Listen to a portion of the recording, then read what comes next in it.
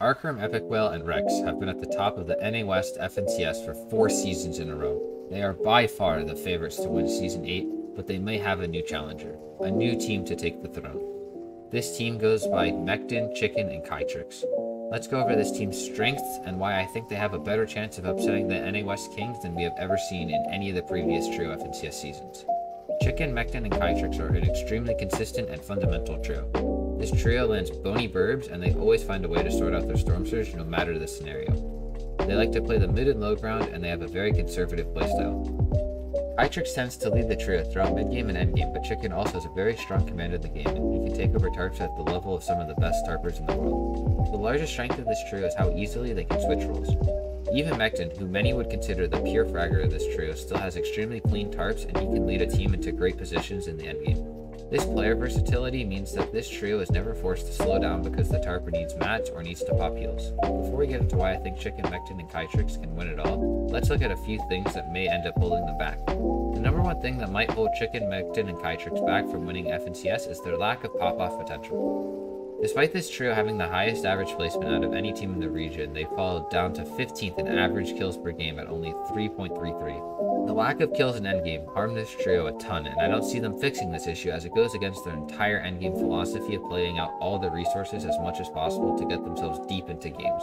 The second flaw I see in this team is their lack of wins and second places. Despite this trio having an average placement of just over 5, they broke into the top 2 0 times in the 6 games they played in Week 1 finals.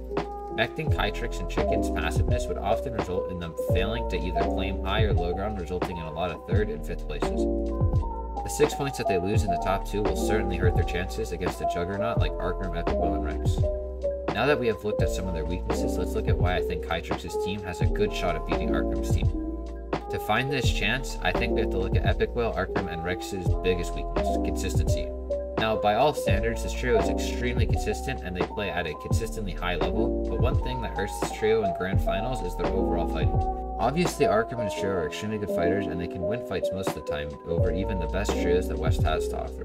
But usually once or twice in a grand finals, this team will lose the fight or scuff themselves in their fight, resulting in their trio getting a poor performance in 1 or 2 games. This is where Chicken, Mekton, and Kytrix might shine past Arkham's team. I believe that Chicken's team could potentially have 12 straight games of consistency. With this more consistent playstyle, they might just be able to pull through and cover the points that Arkhram will get in his huge pop-off wins. So, do I think this will actually happen? Well, no. Although there is potential for Chicken, Kytrix, and Mekton to play 12 consistent games, it is extremely unlikely with even just 1 or 2 bad games. It might just be impossible for them to win the tournament.